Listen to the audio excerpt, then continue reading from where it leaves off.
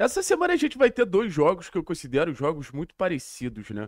O jogo contra a equipe do Remo, pô, acho que vai ser uma tônica, pelo menos em questão de contexto, muito próximo ao que foi o jogo contra o Atlético Goianiense. Times que ainda tentam sonhar com acesso, times que ainda tentam buscar de alguma maneira o acesso, times que buscam de alguma forma estar na parte de cima da tabela, buscando o G4 e times que precisam ganhar. O Atlético pegou um Atlético Goianiense e eu acho que no começo a gente precisa falar sobre uma diferença de querência, né? O Atlético Goianiense sabendo que talvez fosse a última oportunidade dele competir, um Atlético Goianiense sabendo que talvez fosse a última oportunidade dele sonhar com algo maior na competição, sonhar com algo mais concreto na competição. E a gente viu essa diferença de querência pautar e ser um balizador do que foi o jogo, uma partida muito ruim do Atlético. Espero que não seja assim contra o Remo. Eu espero que seja um jogo que o Atlético iguale mais na capacidade competitiva. E lembrando, né? Assim, o Remo é um adversário que vai olhar pro Atlético. Pô, a oportunidade de ganhar do Atlético é muito significativa para esses clubes, sabe? Volto a dizer, é o principal time do campeonato, é o time a ser batido na competição.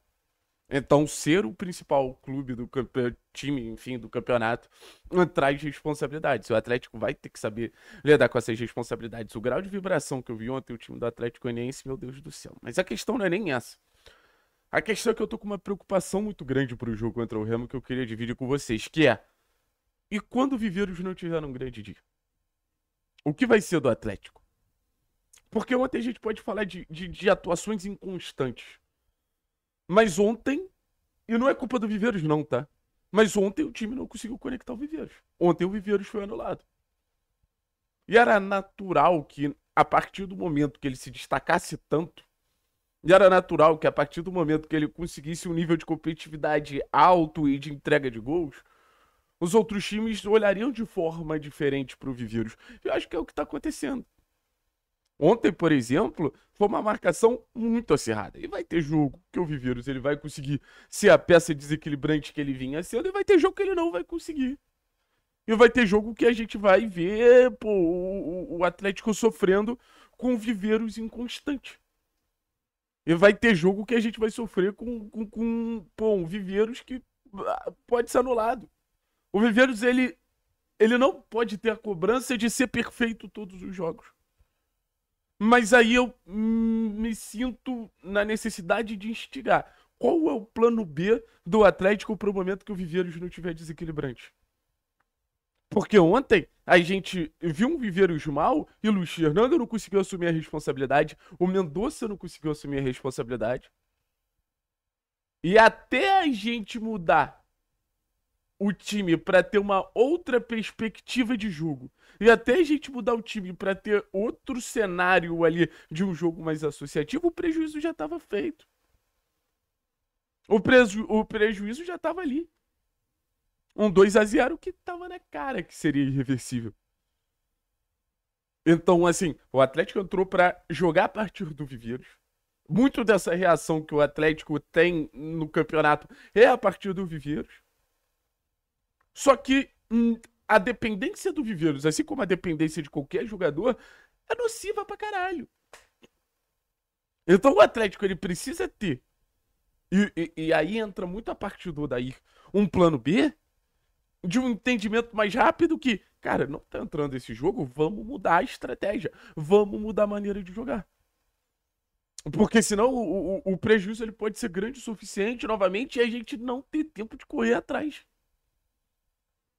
Imagina se nessa reta final o Viveiros entra em uma fase. O que vai ser? A gente vai ficar esperando as cartas da cartola da manga, né? Da cartola, não, carta da cartola é foda. Mas as cartas na manga do Viveiros aparecerem em todos os jogos? Não, pô, a gente precisa ter uma alternativa. A gente precisa ter uma leitura rápida do técnico, a gente precisa ter um entendimento do próprio elenco. Que, cara, beleza.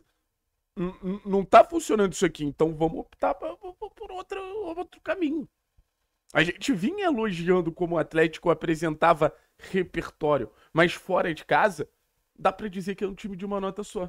Mas fora de casa, dá pra dizer que era um time muito pautado na capacidade de um jogador que, volto a dizer, no jogo de transição é um dos melhores que existe no futebol brasileiro. Já estaria com o Yuri Alberto, Caio Jorge, enfim. O Viveiros é muito bom jogador. Não é errado a gente tentar usufruir o máximo do Viveiros. É errado a gente não ter alternativa pra quando ele não estiver no melhor dia. É errado a gente não ter capacidade de tirar o melhor dele ali, sabe? E é isso que eu queria conversar com vocês. Então, pro jogo contra o Remo, eu acho que a gente precisa ir de alguma maneira mais equilibrado. No jogo contra o Remo, eu iria de Leozinho titular. Porque o Leozinho é um cara que tem pausa, né? O Leozinho é um cara que te dá alternativa de toque e passa. Pô, vem associar aqui, Zapé. Vou prender a bola um pouquinho mais perto da área. E, cara, ontem o Atlético sentiu muita falta disso.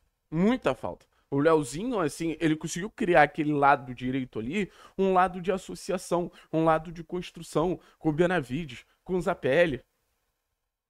E não é a mesma coisa com o Mendonça, nunca.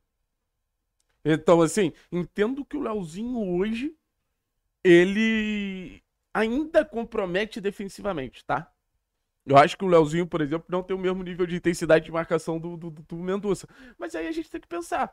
É uma entrega desproporcional quando o time tem a bola. E, cara, querendo ou não, o Leozinho se tornou um dos melhores jogadores do Atlético. Eu já fui crítico aqui. Eu já fiz piada aqui. Eu já chamei de meme aqui. Mas uma coisa é eu chamar de meme. Outra coisa, cara, é ver o óbvio. O impacto coletivo que ele gera.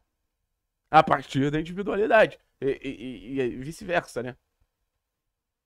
Então, pode não ser o plano A. Entendo que não seja o plano A. Essa alternativa do Leozinho. Entendo que o Viveiros continue tendo uma moral ao ponto de ser o plano A. Não é pra desistir de jogar com o Viveiros. Mas é pra ter um time. É pra ter um entendimento. É pra ter uma consciência maior que nem sempre vai ser a partir do Viveiros. Nem sempre vai ser a partir da bola longa, da disputa, da quebra ali do Viveiros provocando o erro do zagueiro. Às vezes vai ser mais na calma, vai ser mais na pausa, vai ser mais na associação. E qualidade o Atlético tem para isso, mas tem que escolher os jogadores certos, porque às vezes nem as características elas acabam sendo compatíveis. Às vezes nem as características acabam sendo, pô, é, podem proporcionar aquilo que você quer dentro de campo. Foi isso que aconteceu. Mendonça e Luiz Fernando com outras características e o Atlético não conseguia ter o plano A e o plano B chegou tarde demais. Contra o Remo, acho que a gente tem que estar mais preparado no time titular para se o plano A não estiver funcionando, você ter o plano B ali. Valeu? Tamo junto, um forte abraço. É nóis!